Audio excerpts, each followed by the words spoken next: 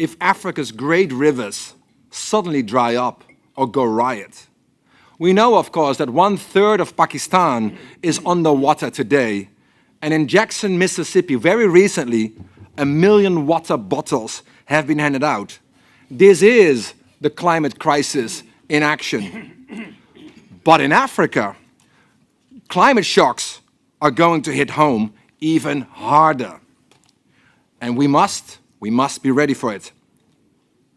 But as you said, President Macky Sall, Africa itself will not stop. It has awoken. It is the engine of the world economy. But it won't continue unless Africa adapts. All of us, everywhere, would feel the fallout of Africa not adapting. It cannot be contained. But we don't have to go there. This year, I have been extremely inspired by my travels in Africa. I was in Kenya, I was in DRC with you, President Tshisekedi.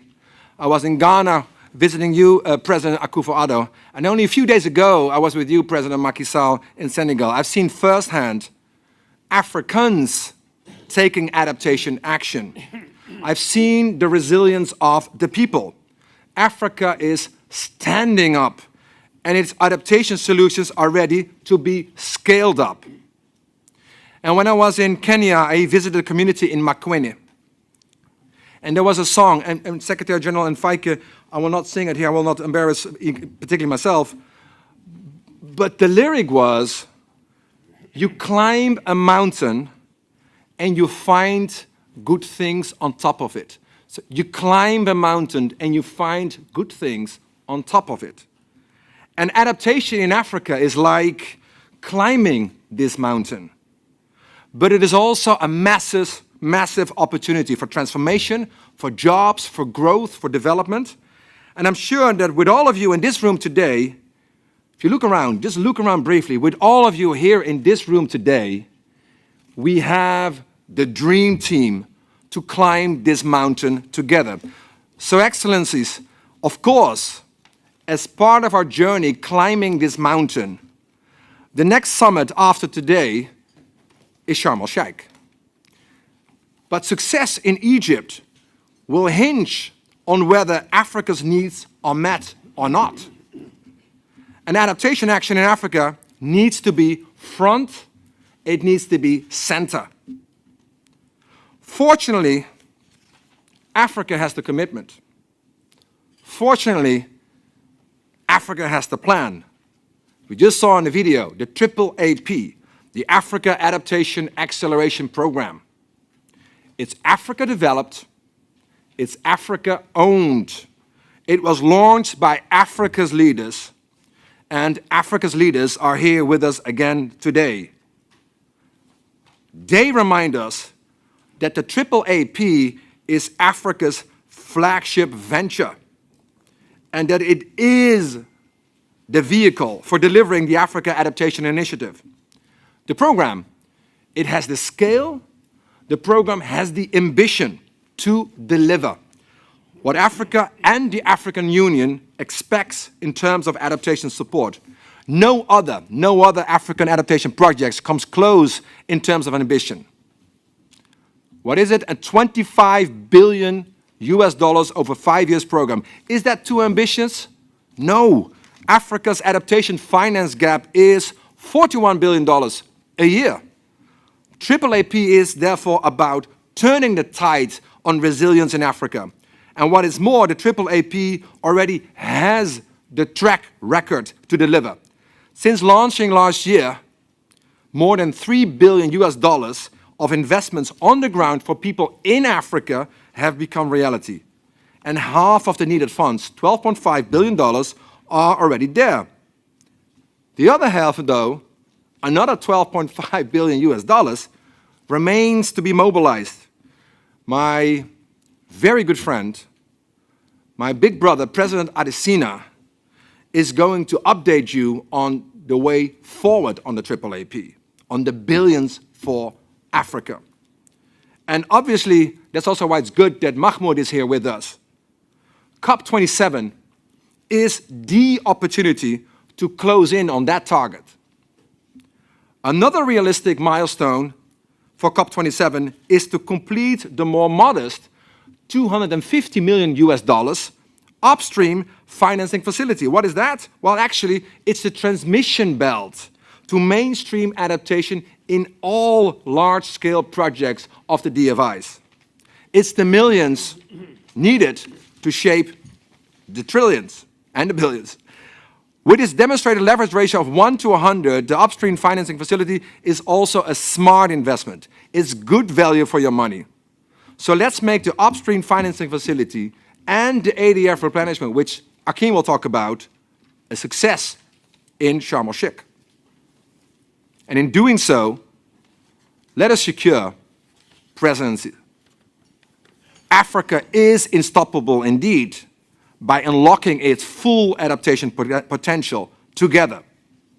And that is the adaptation breakthrough for COP27 we're all striving for. We have to double down on adaptation this year. The Global Center on Adaptation, we thank every one of you for being part of this movement for many, many years. But let's now turn this summit today into an action agenda. And it's my honor to first invite the co-conveners of this summit today. First and foremost, the person who is driving this agenda when you were at the helm of the United Nations. The person who is the co-chair of the board of the Global Center on Adaptation, Secretary General Ban Ki-moon. You have the floor, sir.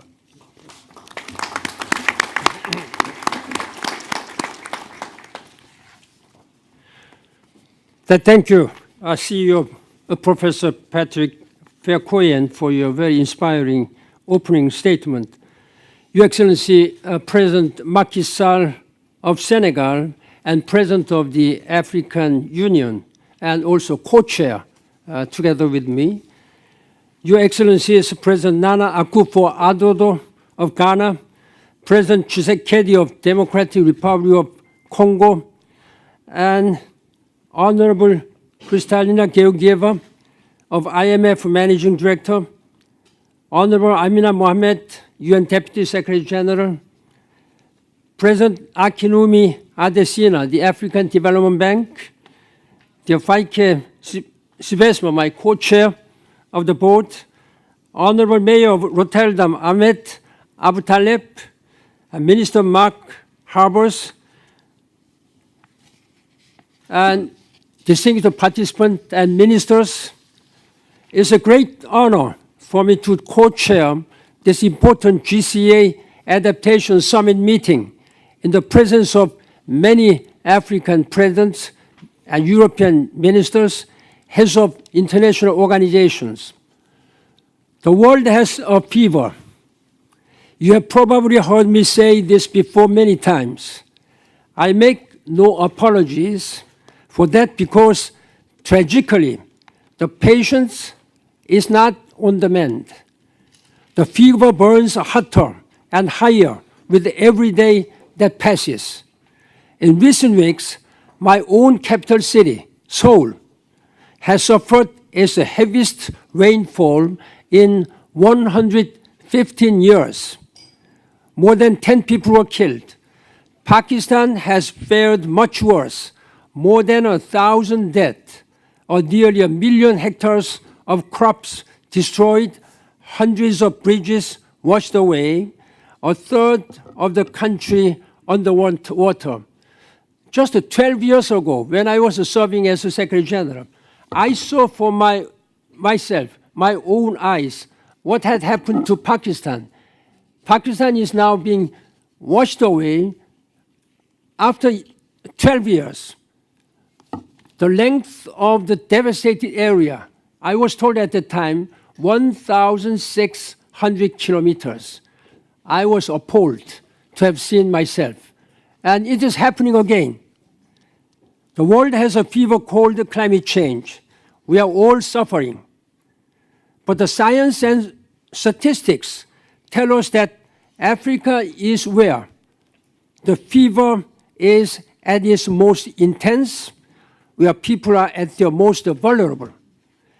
Africans make up nearly a fifth of the world's population, yet they contribute almost nothing to global warming. Africa is responsible for less than 3% of the world's total greenhouse gas emissions. Out of the world's 10 countries most vulnerable to climate change, 9 of them are in African continent.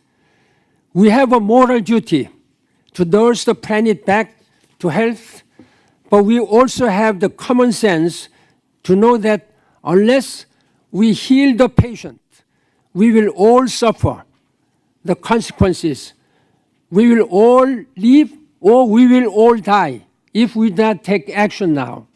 It's not all gloom. The good news is that we have a start. We have a roadmap. Let me take you back to January 2021, last year, where this begins. It starts with the launch of the African Adaptation Acceleration Program. We call it the AAA for short. A few months later, GCA and African Development Bank with the African Union and the Africa Adaptation Initiative convened the largest meeting ever of African and global leaders on climate change, and the AAA was endorsed by all of them, yourselves. From there, we moved to Glasgow for COP26.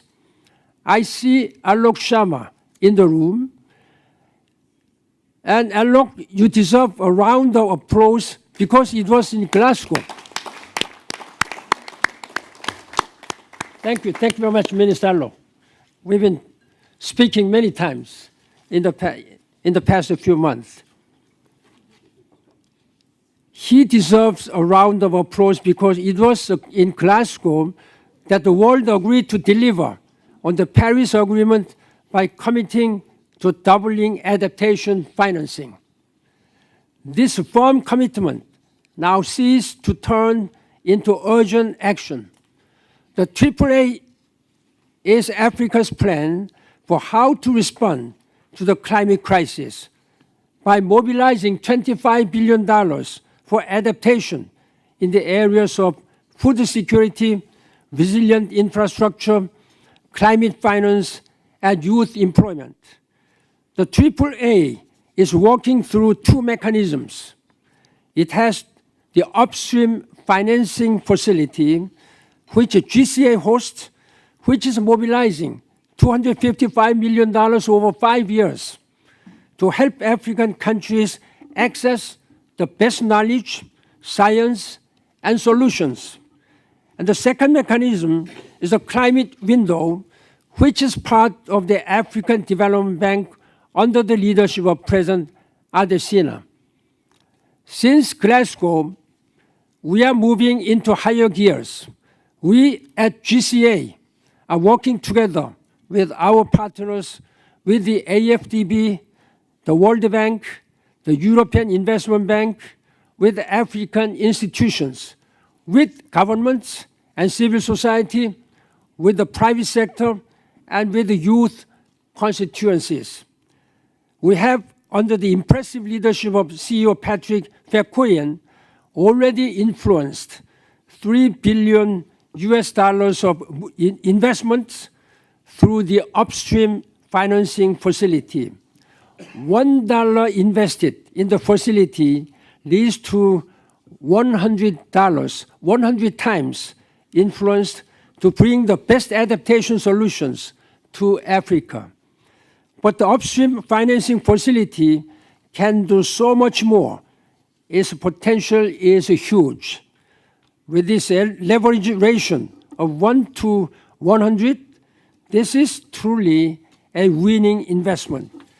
And it is for this reason that I am calling upon all our development partners to engage with us and to contribute and to deliver on the Glasgow Pledge to double adaptation finance. I have visited recently Ukraine, August 16. I have seen for myself the terrible cost this senseless war is inflicting, not just in Ukraine, but around the world. The people of Ukraine are suffering, and the shock waves are causing pain across Europe and further afield, particularly including Africa. It is Africa that is bearing the brunt of the pain with the triple crisis of fuel, finance, and fertilizer. If all goes to proof, if proof were needed, how interconnected the world today is. We cannot address the crisis in Ukraine in isolation. We cannot forget about Africa. That is why this is the time to invest in adaptation for Africa. Excellencies, ladies and gentlemen, let us work to make this world, particularly African continent, sustainable for succeeding generations. Thank you very much for your leadership. Thank you. Thank you so much, Secretary General Ban Ki-moon, for your very bold statement, but also particularly for your very bold action in real time, indeed. Before I introduce the next co-convener, I also want to recognize and acknowledge Prime Minister Jan-Peter Balkenende, and the former Prime Minister in the Netherlands, who also is part of the board of the GCA. Thank you so much, Prime Minister, for joining us today. Now, let me introduce the next speaker. Today, there will be issues which you will have. You may not speak long enough, or there are issues, and protocol doesn't work. All the mistakes, that's me. But all the good things which are happening with GCA today, yesterday, and tomorrow is actually because of one person who is not only a good friend, he's also my mentor for many, many years. And he is, alongside Secretary General Ban Ki-moon, the co-chair of the board of the Global Center on Adaptation. He is also a man of action, representing the business community. Feike Siebesma, you have the floor, sir. Thank you. Yeah, I take all the compliments up front, so appreciate it, Patrick. Excellencies, colleagues and friends, appreciate it. And as co-chair, like Patrick said, of the board of GCA, together with Secretary General Ban, and also as co-founder and co-chair of the 125 Global Climate Business Leaders of the WEF, I would like to thank you for being here today at this wonderful floating headquarters, a kind of ark that adapts on the rising waters around us, thanks to Mayor Abu Taleb of Rotterdam. Thank you very much for being able to be here. This is an important moment of adaptation to the climate agenda. We are 2 months away from COP27 in Sharm el-Sheikh in Egypt, and I'm happy that Mahmoud is here, and I'm happy that Alok is here. The world is working hard on implementation of the Paris Treaty, but we must unfortunately concluding that at this stage we are not yet on track to prevent and reduce CO2 emissions in order to keep global warming beneath the 1.5 degrees Celsius by 2030. Mitigation is, of course, an imperative if we want to have a future, but we cannot escape from the fact that climate change is already there right now. Here in Europe, we have faced a summer wake-up call, devastating heat records, wildfires raging across Spain, Portugal, France, trade disrupted by record low waters in the River Rhine, etc. That's caused by the glacier melt in Switzerland. So since we are unsuccessful in previous decades in reducing the emissions, climate change is now making its presence, and it is felt more and more around the globe.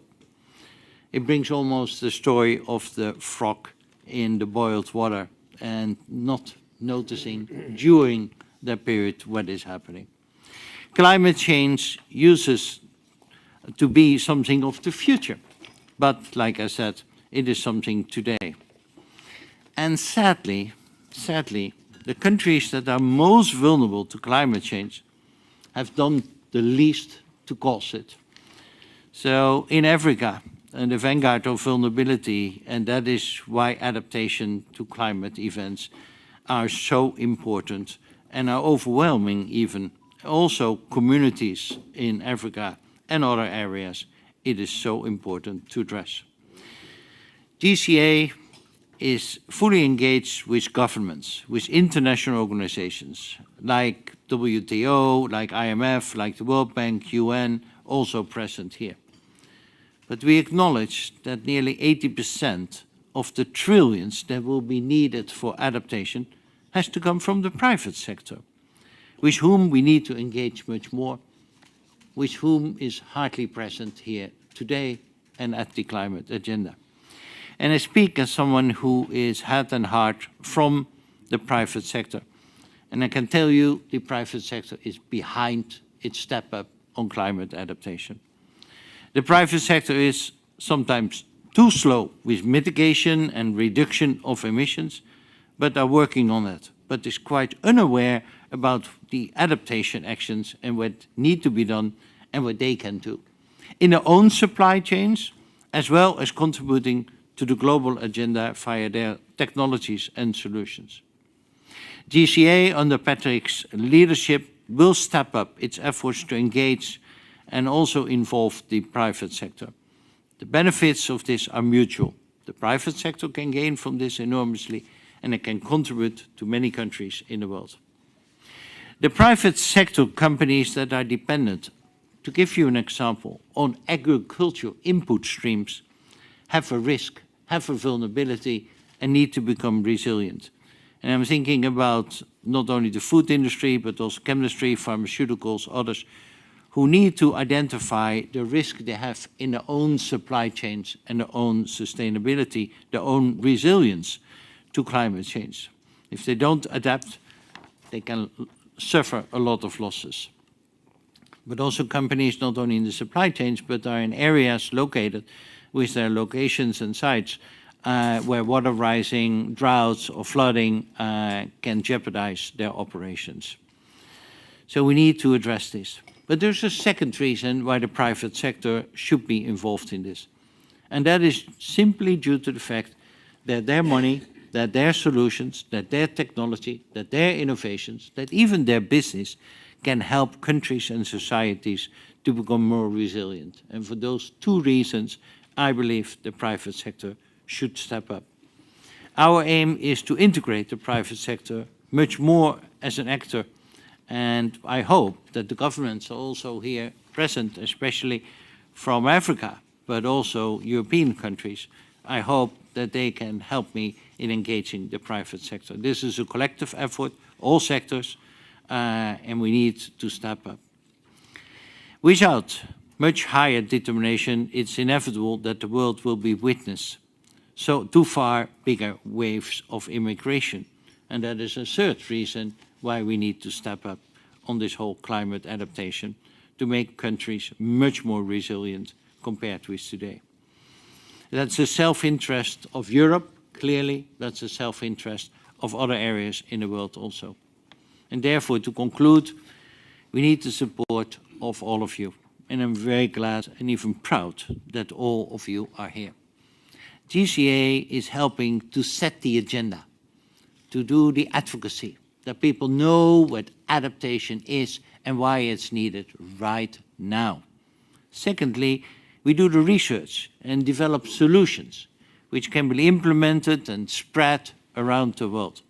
And thirdly, we are also supporting, facilitating, coordinating sometimes the implementation of those solutions, for example, together with Hakim Adesina in the AAAP program.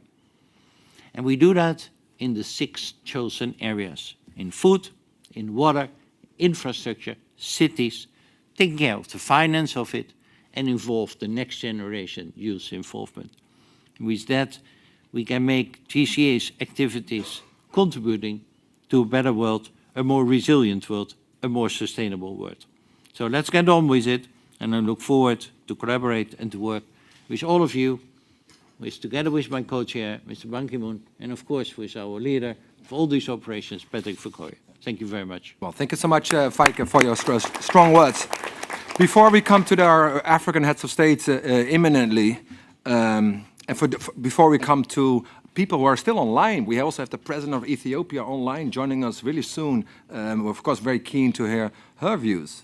I want to introduce a man who, let me tell you a fun fact, a man who does not sleep, a man who treats the climate emergency as the emergency it is. Whether it's 4 a.m. in the morning or 7 p.m. or a Saturday or a Sunday, it doesn't matter. You will receive the phone call for some to do something for Africa, with Africa. President Adesina. Thank you. Thank you very much, my dear brother Patrick Bakwejian. If you say I don't sleep, I don't know what you do. I think you have incredible renewable energy. Secretary General Ban Ki-moon says you can call at 4 o'clock, 5 o'clock, so you keep us all awake. Thank you for all you do. Your Excellency, former UN Secretary General Ban Ki-moon, thank you, Chair of the Global Center on Adaptation, my dear brother Feke. Your Excellencies, President Macky Sall, Chairman of the African Union and President of Senegal, Your Excellency, President Nana Akufo-Addo, President, Your Excellency, President Felix Tshisekedi, my dear sister, United Nations Deputy Secretary General Amina Mohammed, Chairman, Chairperson Musa Faki of the African Union Commission, my dear sister Ngozi, DG of WTO, my sister Kristalina Georgieva of the MD of the IMF, development finance ministers all around here, from Europe, from Africa, distinguished ladies and gentlemen. I wish to thank you very much for honoring the invitation from former UN Secretary General Ban Ki-moon, myself, President Macky Sall, and also from Patrick, and of course, for all of you to be here today. I wish to thank you, Ahmed Abu Taleb, the Mayor of Rotterdam, for your great hospitality for having us here. You are all here because you are friends of Africa. Africa is facing three major challenges, which are called the 3 Cs: COVID, climate, and conflict. The solution to the 3 Cs is the same: 3 Fs: finance, finance, and finance. Africa was still dealing with the financing recovery from COVID when conflict broke out as Russia invaded Ukraine, triggering soaring food prices and inflation. To forestall potential food crisis in Africa from the Russia's war in Ukraine, the African Development Bank announced on May 29th a $1.5 billion Africa Emergency Food Production Facility. The facility, to support 20 million farmers, will provide access to climate-resilient seeds for maize, for wheat, for rice, and soybeans, and support the production of 38 million metric tons of food valued at $12 billion. The approvals on the facility have been incredibly fast. Within 60 days, the bank has approved $1.13 billion for operations in 24 countries, and we expect to reach 35 countries at the end of this month. Your Excellencies, Africa now needs a lot of financing to tackle climate change, as you have heard. The continent is warming up faster than any region of the world, as predictions from the Intergovernmental Panel on Climate Change show that the critical global warming levels will be reached much earlier in Africa. The effects will be devastating: loss of crops, decimation of livestock populations, and livelihoods of pastoralists, while child wasting will increase by 37% in West Africa and 25% in East Africa.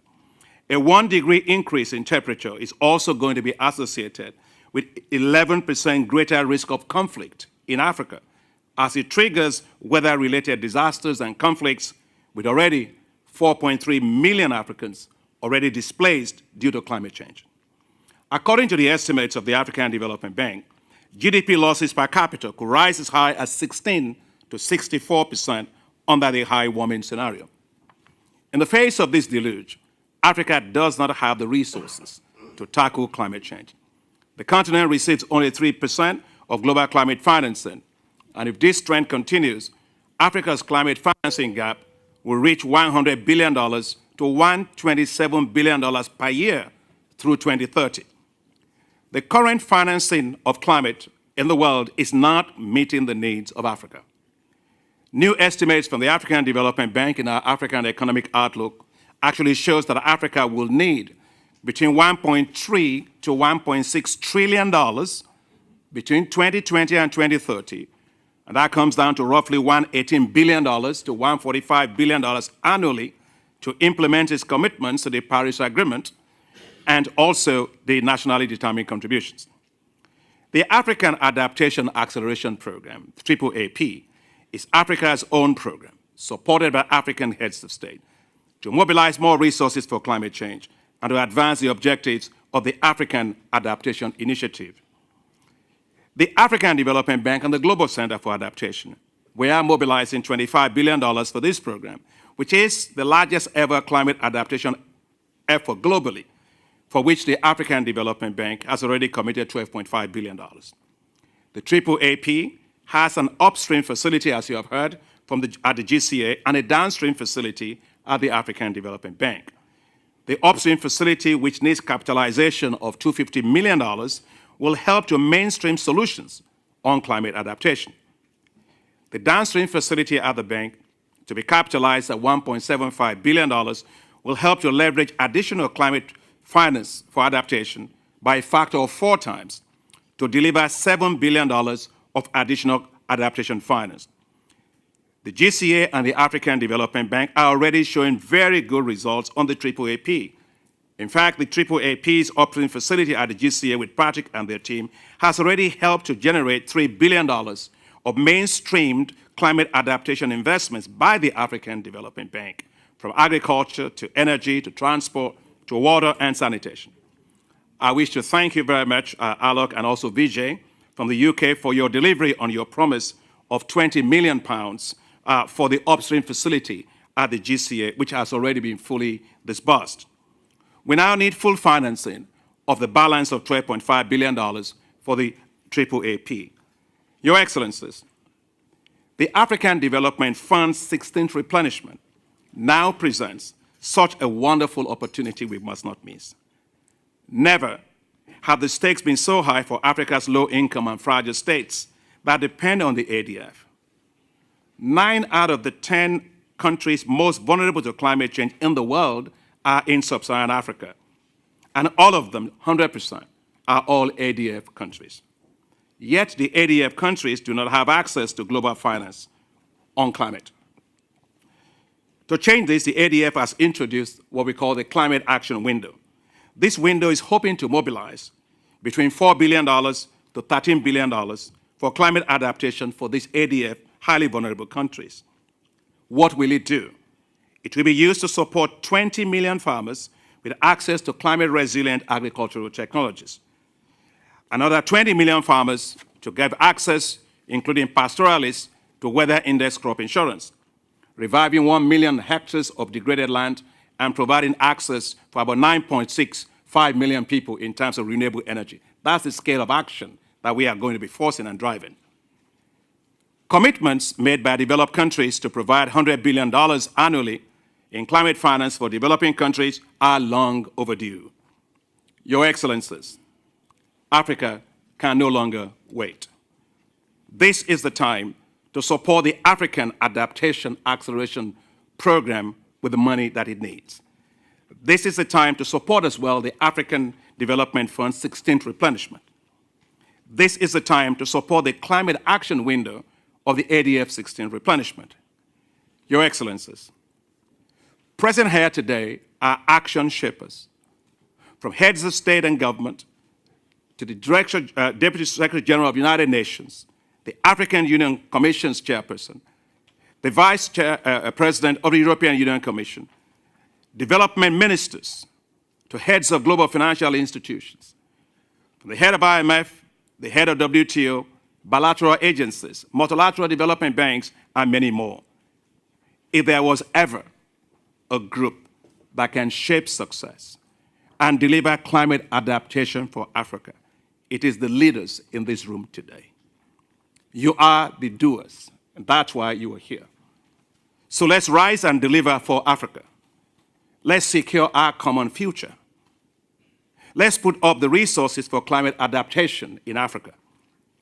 The past got us to where we are now. Now let us create a new path, a new future, our common future, where every African can thrive in a climate secure world. We are grateful once again for coming. Thank you very much. Thank you so much, President Adesina, not only for your inspiring words, but particularly for your action on the ground, on the continent, indeed.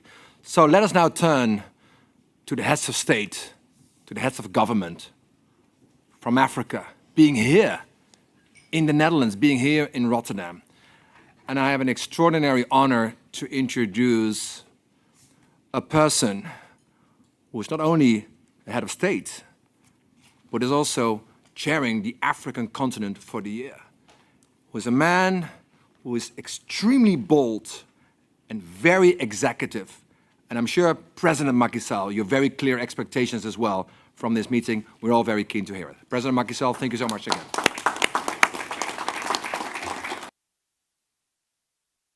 Thank you very much, Professor Patrick Vercogen. Chers collègues, Monsieur le Président Nana Akufo-Addo, Président de la République du Ghana, chers collègues, Monsieur le Président Félix Tshisekedi Tshilombo, Président de la République démocratique du Congo, Mesdames et Messieurs, Monsieur le Président de la Commission de l'Union africaine, Madame la Secrétaire générale adjointe des Nations Unies, Madame la Directrice générale du Fonds monétaire international, Madame la Directrice générale de l'OMC, Monsieur le Président de la BAD, Mesdames et Messieurs les ministres, Mesdames et Messieurs à vos différents titres, chers amis. Je remercie le Centre mondial sur l'adaptation et surtout je félicite le dynamique CEO, M. Vercogen, CEO du Centre mondial de l'adaptation, et je remercie le secrétaire général Ban Ki-moon, très engagé sur la cause de l'adaptation, ainsi que M. Fake Sijbesman, qui ont donné un contenu au bord de ce Conseil mondial de l'adaptation. Et merci donc pour avoir contribué à l'organisation de cette rencontre sur le financement de l'adaptation en Afrique. Et ceci à 2 mois du rendez-vous de Sharm el-Sheikh pour la COP27. Je tiens à saluer les dirigeants des institutions multilatérales ici présentes, les banques multilatérales de développement. Je salue aussi la BI et je salue tous les dirigeants qui sont dans cette salle.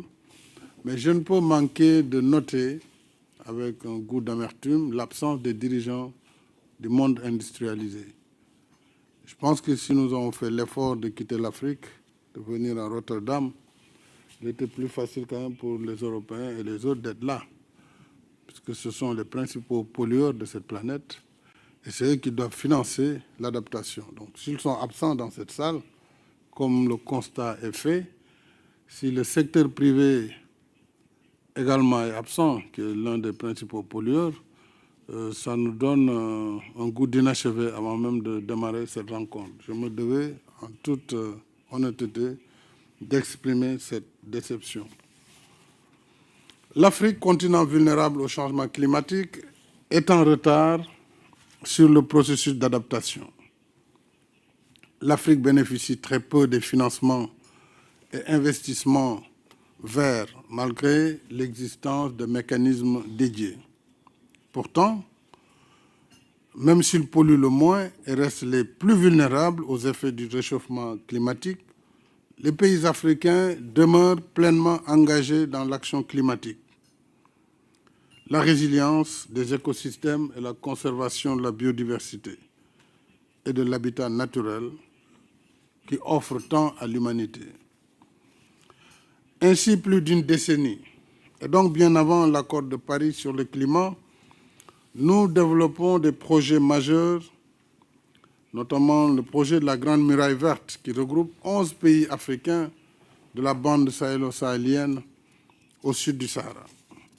Je rappelle que ce projet de la Grande Muraille Verte, doté d'un plan d'investissement prioritaire décennal sur 2021-2030, qui est un plan de 18 milliards de dollars, qui vise à soutenir des initiatives locales de reboisement, de restauration des terres et de création d'activités agro-sylvo-pastorales génératrices de revenus.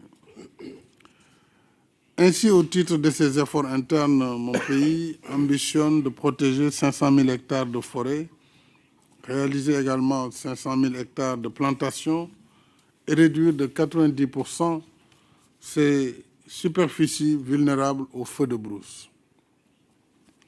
En outre, le Sénégal, parmi les pionniers dans la mise en œuvre de la Grande Muraille Verte, a versé l'année dernière une contribution volontaire de plus de 800 000 $ en appui à l'Agence panafricaine de la Grande Muraille Verte, en plus de ses cotisations statutaires.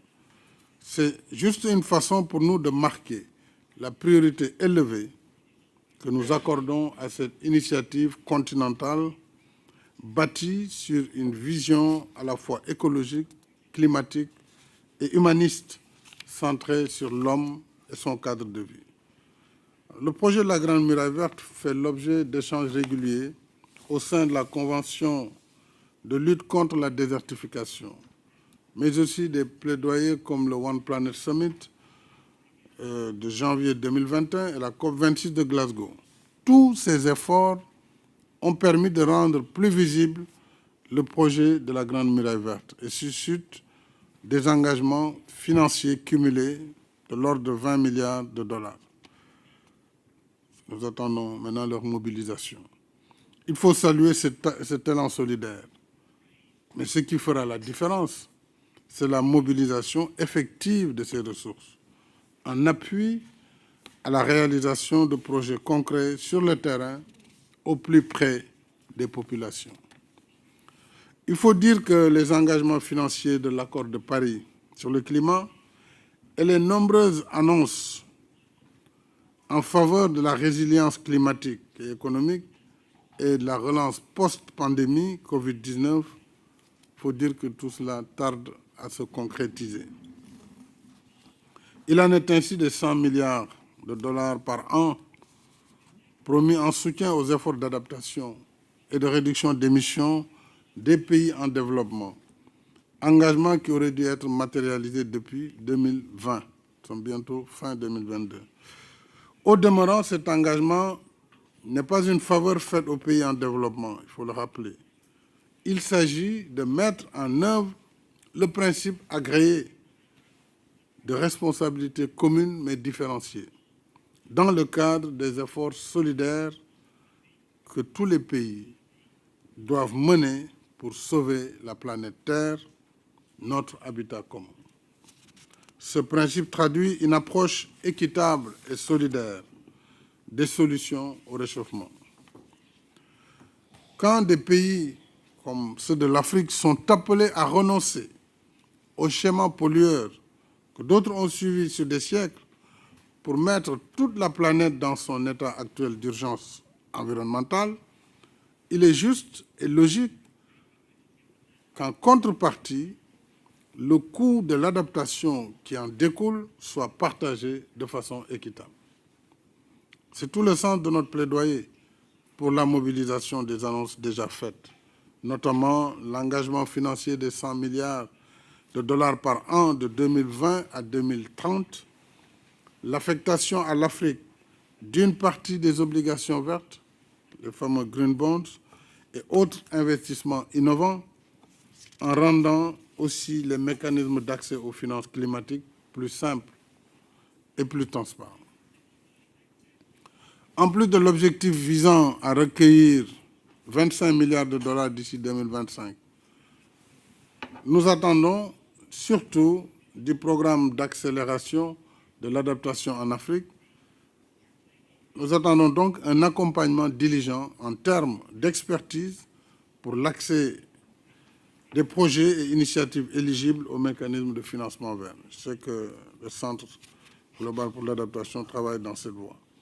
C'est ainsi que le programme répondra de façon concrète aux objectifs qui lui sont assignés à travers ces 4 piliers que je rappelle: technologie numérique, intelligente pour l'agriculture et la sécurité alimentaire, la résilience des infrastructures, l'autonomisation des jeunes et les initiatives financières innovantes.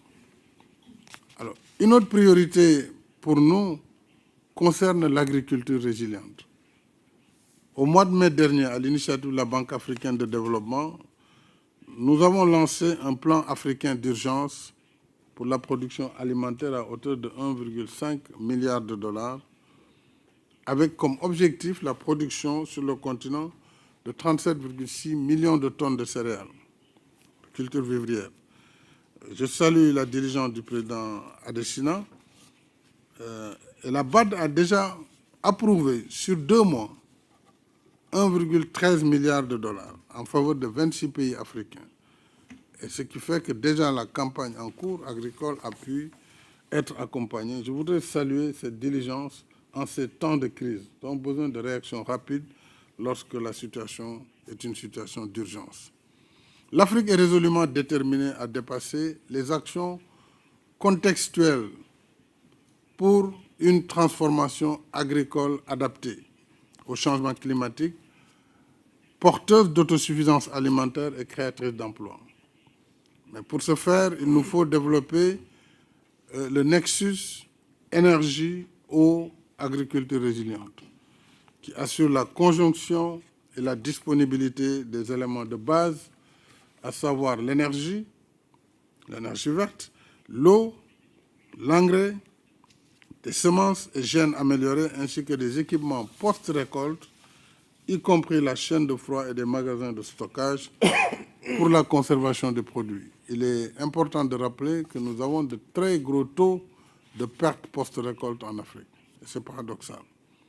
Alors nous avons d'ailleurs, en collaboration avec la BAD, la Banque africaine de développement, et le Sénégal, une conférence au mois de janvier prochain à Dakar qu'on appelle Feed Africa. C'est justement pour parler de manière concrète de ces sujets sur l'agriculture. Un autre point, et je vais m'arrêter sur ce point, mais très important pour nous, c'est le financement d'une transition énergétique juste et équitable, qui reste une priorité élevée pour l'Afrique. Je ne reviendrai pas sur ce qu'a dit le rapport de l'Agence internationale de l'énergie, sur l'hypothèse de l'utilisation du gaz africain sur 30 ans. Nous ne pourrions augmenter que de maximum 3,5 degrés. Enfin, nous ne serions responsables que de 3,5% des émissions de CO2. C'est-à-dire que nous sommes très loin de cet objectif. Alors, ce qui serait juste et équitable, c'est que l'Afrique continue ses efforts d'adaptation, s'il obtient les financements, mais dans le cadre d'une stratégie de mix énergétique. Une stratégie de mix qui permet d'avoir un base load comme dans tous les pays du monde. Il faut une énergie de base qui permette de soutenir notre économie. On ne peut pas laisser l'Afrique simplement dans les énergies renouvelables. Là aussi, c'est un discours qu'il faut déconstruire. On n'a jamais vu un pays se développer uniquement avec des énergies renouvelables. Donc il faut que d'abord on accepte de nous accompagner dans un mix énergétique qui permette un baseload, qui permette une énergie compétitive à bon marché. Et bien entendu, il faut le maximum d'énergie renouvelable pour accompagner ce mix. Et déjà, nous y travaillons. Mon pays, aujourd'hui, a 31% d'énergie renouvelable. C'est énorme. Mais on ne peut pas ne pas mettre du gaz, ou si on avait une autre source fossile, de la mettre également pour atténuer le coût de l'énergie sur nos économies. Nous faisons du renouvelable. Nous avons déjà un projet de 1000 villages financé grâce au Fonds vert et à la Banque ouest africaine de développement, qui sera financé bientôt. Et c'est dire qu'avec les réserves en ressources naturelles, le continent détient un formidable potentiel aussi en hydrogène vert, sans émission de CO2, pouvant répondre à ses propres besoins en énergie et répondre aux besoins mondiaux pour contribuer à la neutralité carbone. C'est dire que, je vais m'arrêter là, qu'il nous reste moins de 10 ans sur le chrono mondial 2030 de l'action climatique et du développement durable. Il reste 8 ans précisément. Au-delà des effets d'annonce, il urge de faire face à nos obligations collectives de justice climatique et d'équité économique et sociale vis-à-vis de l'Afrique. Mobilisons-nous donc ensemble pour relever et solidairement les défis globaux qui transcendent les frontières et impactent la vie sur Terre. Il y va de l'intérêt et de la responsabilité de chacun de nos pays, parce que ce n'est pas seulement le sort de l'Afrique qui est en jeu, mais aussi l'avenir de la planète et le destin de l'humanité. Je vous remercie de votre aimable attention.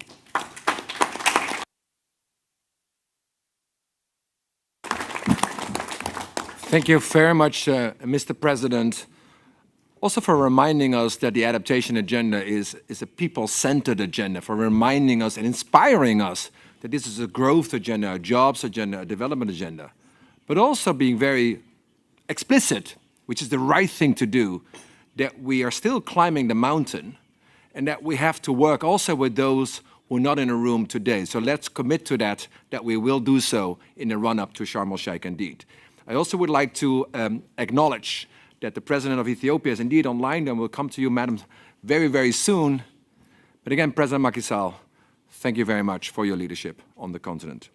Let us now turn to another African leader who not only represents his own country, but in fact represents 55 of the most vulnerable nations in the world as chair of the Climate Vulnerable Forum. President Akufo-Addo, you have the floor, sir.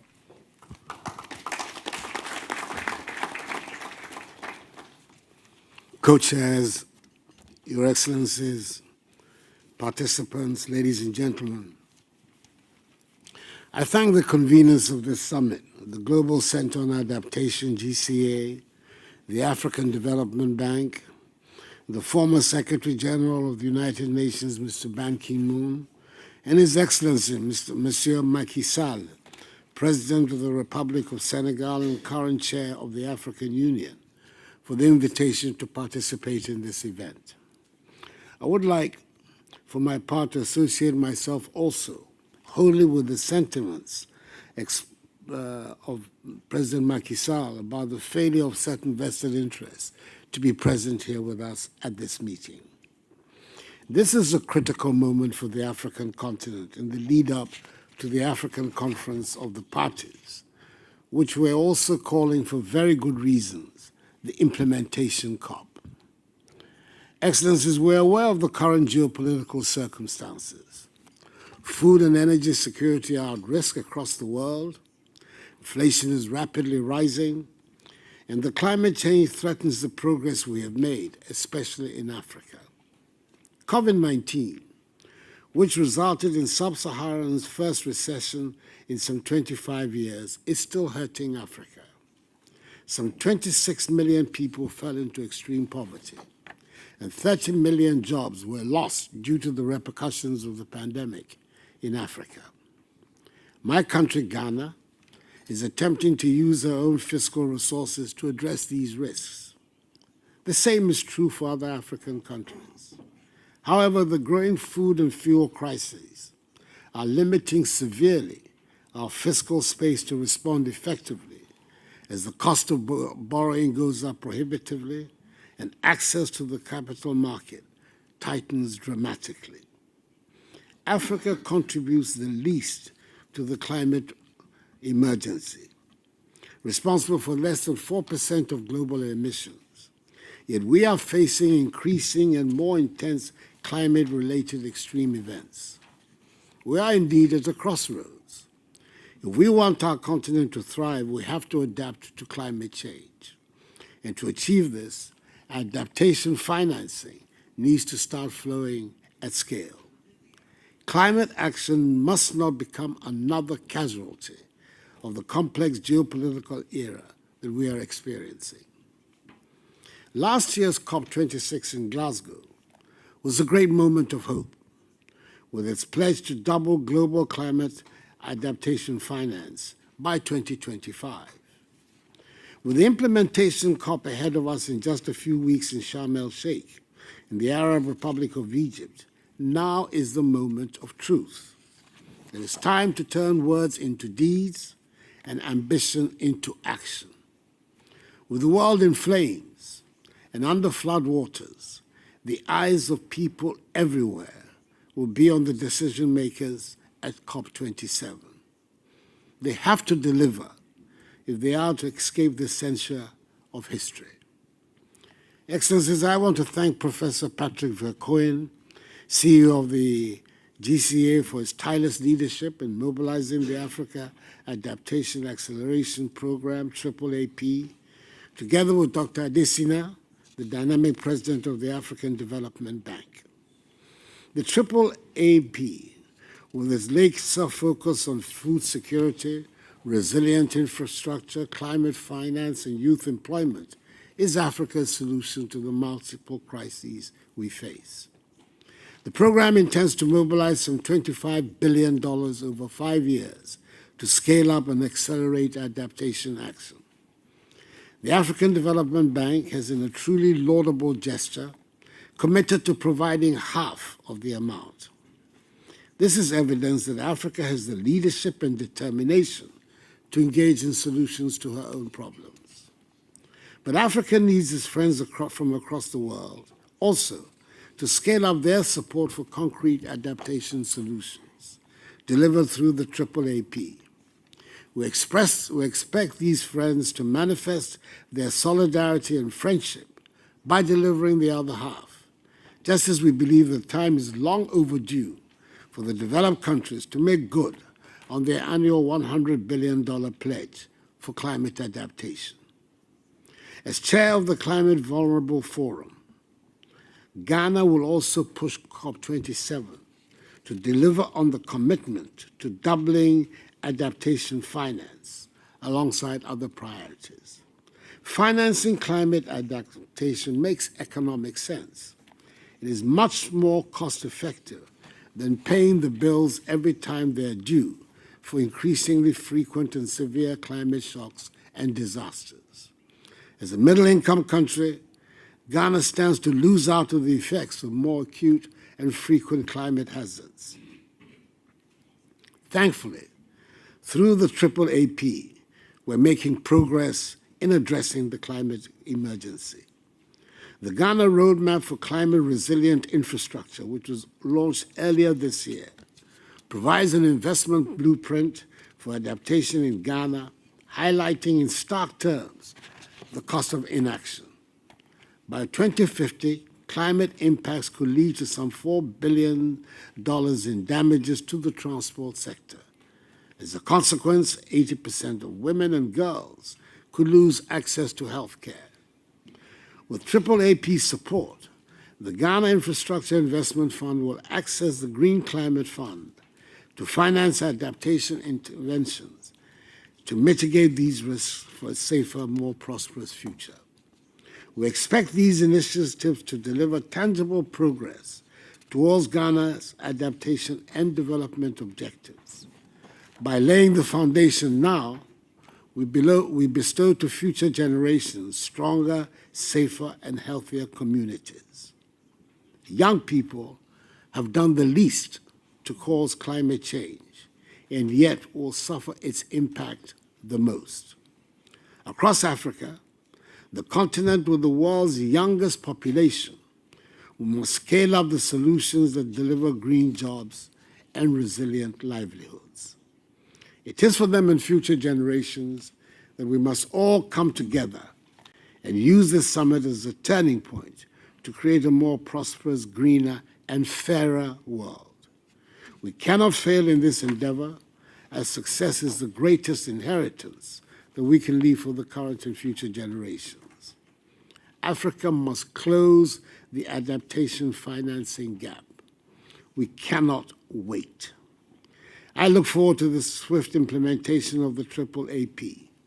The fate of our continent and of our common humanity on this planet depends on it. I thank you for your attention. Thank you very much, President Akufo-Addo, also reminding us indeed that conflict, COVID, and climate needs to be addressed together in an integrated manner. And also, again, congratulations for your role as chair of the Climate Vulnerable Forum. We as GCA are very honored to be the managing partner and secretariat to this important body indeed. Let's turn to a man who reminded us just before Glasgow that Africa was tired of waiting. Who reminded us just before Glasgow that there is the plan, there is the commitment, but now we need action. President Tshisekedi, you have the floor, sir.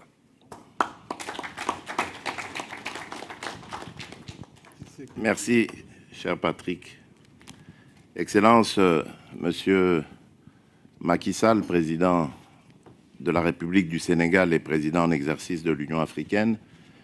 Excellence, Monsieur Nana Akufo-Addo, président de la République du Ghana. Madame la vice-secrétaire générale des Nations Unies, Monsieur le Président de la Commission de l'Union africaine, Madame la directrice générale de l'Organisation mondiale du commerce, Madame la directrice générale du Fonds monétaire international, Monsieur le Président de la Banque africaine de développement, Monsieur Ban Ki-moon, secrétaire général honoraire des Nations Unies et co-chair de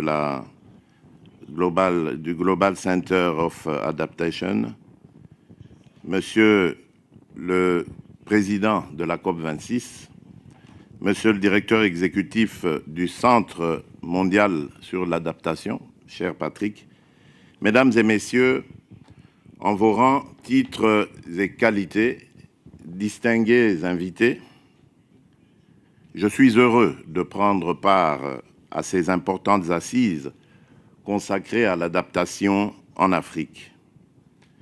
À mon tour, je voudrais également déplorer l'absence des leaders des nations industrialisées, ainsi que des représentants du secteur privé, qui sont, comme on le sait, les plus grands pollueurs et qui auraient eu des réponses ici, immédiates, à nos questions.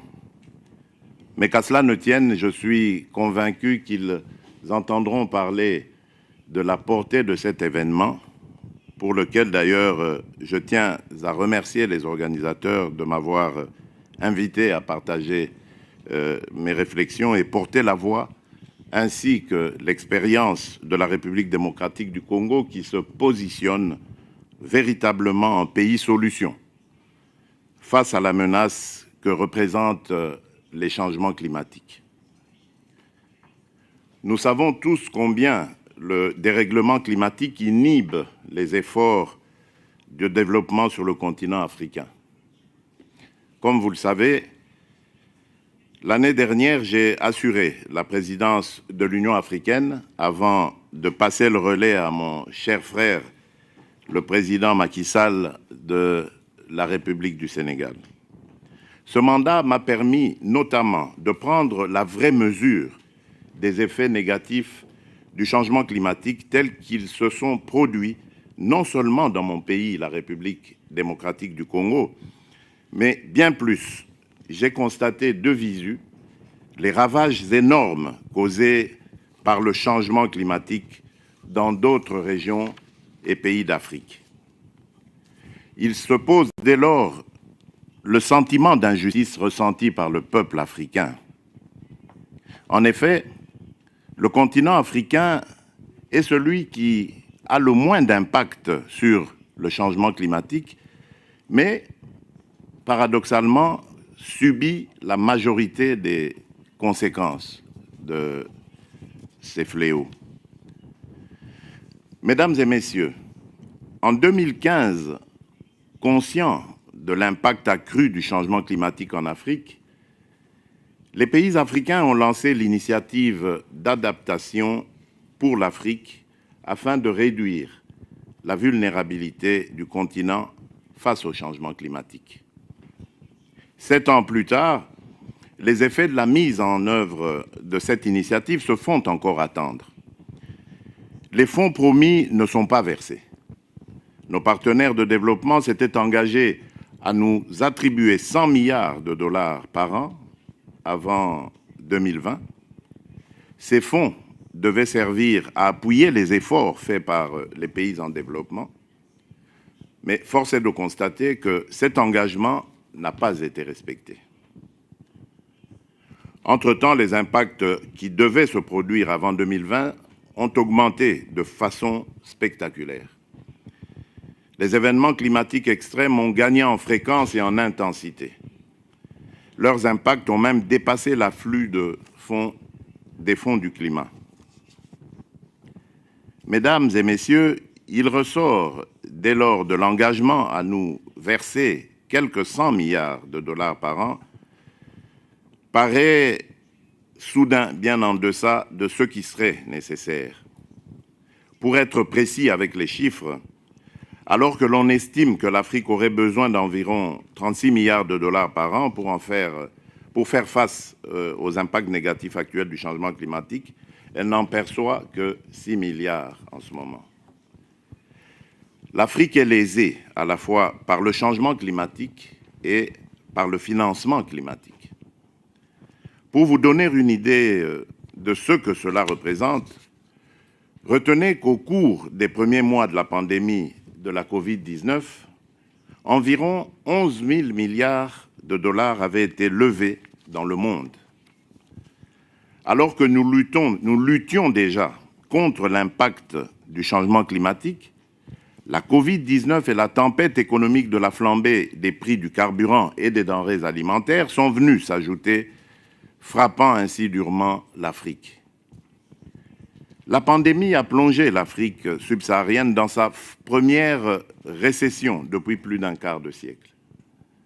Elle a pratiquement stoppé l'élan du continent vers le développement économique.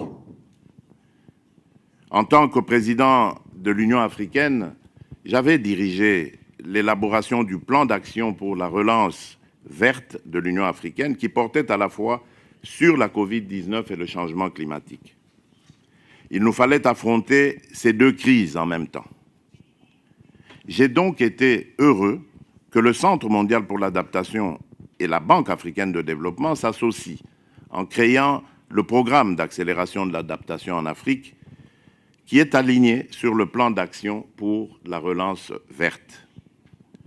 Le programme est unique en ce sens que son objectif est de mobiliser environ 25 milliards de dollars d'ici 2025 auprès de toutes les sources. Ces fonds doivent servir à intensifier et à accélérer l'action d'adaptation climatique sur le continent africain. La Banque africaine de développement s'est engagée à en fournir la moitié. Lorsque nous nous sommes rencontrés à Glasgow durant la COP26, la décision a été prise que les nations développées doubleraient leur contribution financière pour l'adaptation au climat d'ici 2025. Nous avons besoin d'être sûrs que ce financement est disponible et qu'il contribue à financer ce qui fonctionne déjà en Afrique.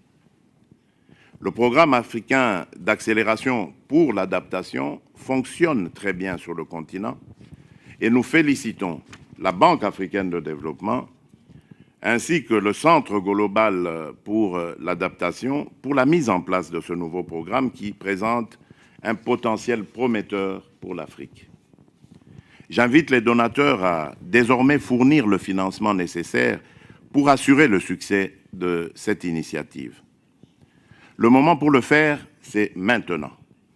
Je suis très satisfait de voir que la Banque africaine de développement est en première ligne pour garantir que les pays africains à faible revenu aient les ressources nécessaires pour s'adapter au changement climatique.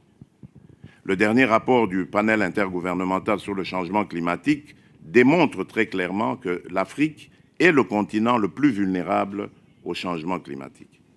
Par conséquent, la Climate Action Window du Fonds africain de développement est une excellente chose pour l'Afrique. J'appelle l'ensemble des donateurs du Fonds africain de développement à faire des contributions substantielles pour une recapitalisation réussie du fonds et un financement intégral de sa Climate Action Window. L'adaptation est essentielle pour créer un avenir plus prospère. C'est pourquoi le programme d'accélération de l'adaptation en Afrique est le plan de l'Afrique que nous devrions tous soutenir. Mesdames et messieurs, en République démocratique du Congo, nous avons fourni des efforts importants pour préserver nos forêts. Elles représentent non seulement un moyen de subsistance pour les populations, mais elles contribuent grandement à absorber nos faibles émissions, ainsi que les émissions mondiales. Ça, il faut le dire. Nos forêts jouent donc un rôle fondamental pour renforcer notre résilience face au changement climatique. Nanti de ses ressources naturelles, en particulier sa riche biodiversité, la République démocratique du Congo ambitionne d'être un leader mondial dans l'utilisation de solutions fondées sur la nature pour renforcer sa résilience. Il nous manque toutefois les ressources financières qui pourraient nous aider à contribuer à une solution bénéfique pour tous au changement climatique, mettant à la fois en place des instruments d'atténuation et d'adaptation. J'invite donc nos partenaires de développement de soutenir le programme d'accélération de l'adaptation en Afrique afin de nous aider à atteindre les objectifs que nous nous sommes assignés. À travers ce programme, l'Afrique peut contribuer de manière significative à la réalisation de l'objectif mondial de l'adaptation. Or, ce programme nous contraint à mobiliser des ressources financières substantielles. Le lancement du programme d'accélération de l'adaptation en Afrique mobilise 250 millions de dollars américains pour financer la facilité de financement en amont qu'il héberge afin de soutenir son travail. Ces activités contribueront à intensifier et à accélérer l'adaptation au changement climatique en Afrique. La facilité de financement en amont du programme d'accélération de l'adaptation en Afrique s'aligne sur la 16e reconstitution en cours du Fonds africain de développement et sa fenêtre climatique afin de fournir des investissements en aval. Ces investissements renforceront la résilience en Afrique et contribueront à la réalisation de l'objectif de développement durable sur le continent. Je félicite donc le Centre mondial pour l'adaptation d'avoir également veillé à ce que la facilité de financement en amont du programme d'accélération de l'adaptation en Afrique soutienne aussi la bonne mise en œuvre régionale du nouveau Fonds fiduciaire pour la résilience et la durabilité du Fonds monétaire international. Il contribue à tirer plutôt parti de l'innovation et des partenariats multipartites. L'Afrique a besoin de toutes les ressources qu'elle peut obtenir pour lutter contre le changement climatique. Excellences, messieurs les chefs d'État, Excellences, mesdames et messieurs, mon pays se réjouit d'accueillir le mois prochain les discussions en prélude de la COP27. J'attends avec impatience un engagement renouvelé de nos partenaires et la concrétisation des engagements passés préalablement avant la COP27 qui se tiendra en Égypte, en terre africaine. Je vous remercie.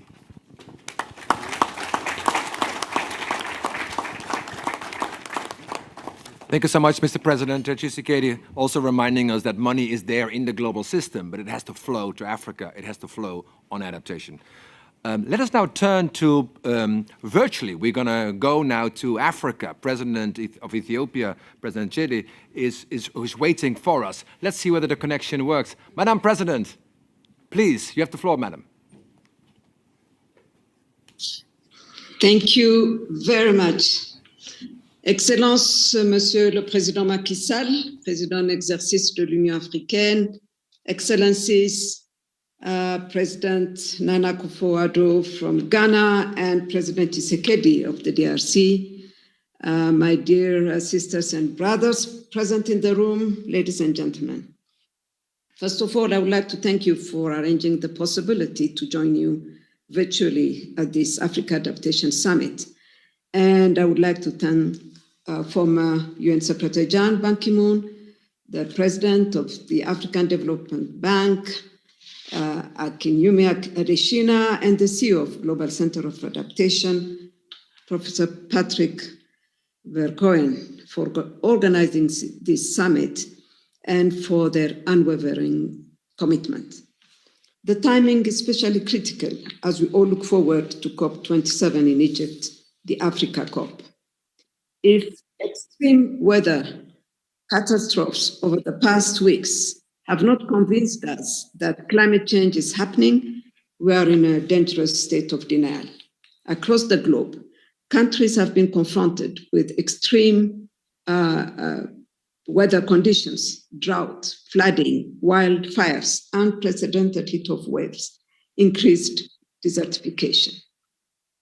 It has been said by the previous speaker, and I will repeat it. Africa is suffering enormously from the devastating effects of climate change. This is serious in the Horn of Africa due to the droughts in East Africa. In the past 2 years, we've been barely had rains.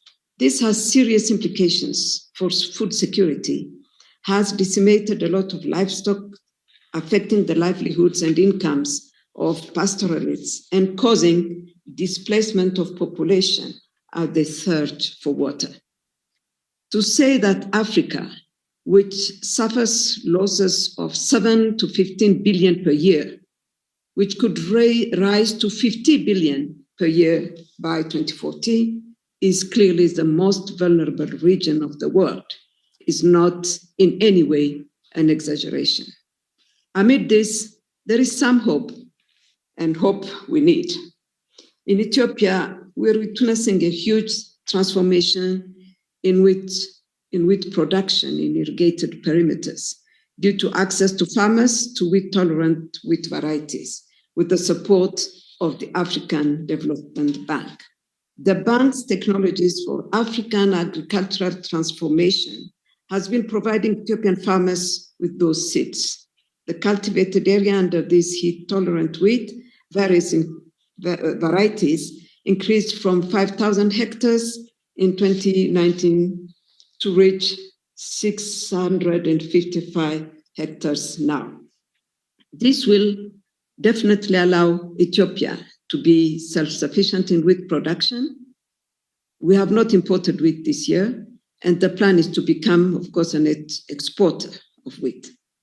The Green Legacy Initiative in Ethiopia, by promoting green culture, aims to significantly decarbonize the economy of the country while improving livelihoods and socioeconomic development of citizens. Over 20 million citizens are involved in regreening Ethiopia every year. This initiative has motivated the establishment of several thousands of nurseries that are able to raise billions of seedlings every year. The lesson is clear. We must do all to scale up access of farmers in Africa to climate-resilient agricultural technologies. I wish to commend the Global Center on Adaptation and the African Development Bank for their bold action plan, the African Adaptation Acceleration Program, which has set a goal of mobilizing $25 billion for climate adaptation in Africa. We should all support this effort. I wish the presidential dialogue between African heads of states and government and other global leaders had taken place in order to accelerate progress in mobilizing support and resources for the AAAP. I join leaders who have spoken before me in deploring their absence. And in fact, to be a bit bold, sometimes we should not appear to be talking to each other while those who should be with us are not present. This program is a game changer for Africa, the AAAP on climate adaptation.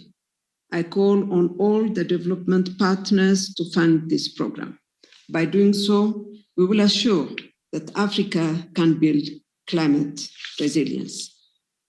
We call for a substantive 16th replenishment of the African Development Fund, and especially to boost its capacity to deliver climate actions at scale through its climate action window.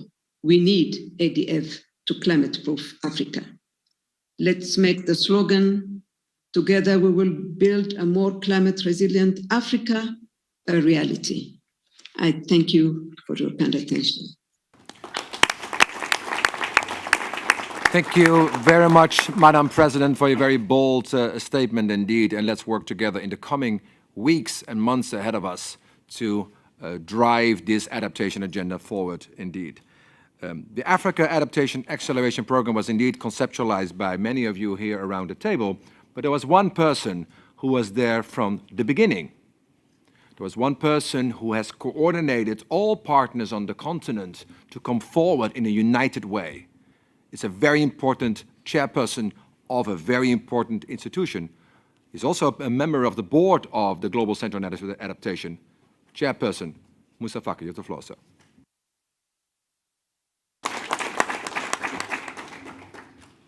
Excellence, Monsieur Macky Sall, Président de la République du Sénégal, Président en exercice de l'Union africaine, Excellence Nana Akufo-Addo, Président de la République du Ghana, Excellence Félix-Antoine Tshisekedi Tshilombo, Président de la République démocratique du Congo, Madame Amina Mohamed, Secrétaire générale adjointe des Nations Unies, Mesdames et Messieurs les ministres, Monsieur Ban Ki-moon, ancien secrétaire général des Nations Unies et président du Global Center on Adaptation, Professeur Patrick Verkogen, CEO du Global Center on Adaptation, Dr Akin Adesina, président de la Banque africaine de développement, Dr Ngouzi, directrice générale de l'OMC, Madame Christina Georgieva, directrice générale du FMI, Mesdames et Messieurs distingués participants. Je voudrais exprimer notre gratitude au Global Center on Adaptation et au gouvernement des Pays-Bas pour l'invitation à participer à cet important événement et pour l'accueil chaleureux. Merci à Monsieur le maire de Rotterdam, Monsieur Abou Talib, surtout d'avoir réussi à maintenir un climat semblable à celui de l'Afrique aujourd'hui à Rotterdam. Mesdames et Messieurs, nous sommes à un moment de vérité, à un moment d'action. Il y a péril en la demeure planète. J'ai fait mienne l'observation du président Macky Sall sur la regrettable absence des dirigeants européens à cette rencontre.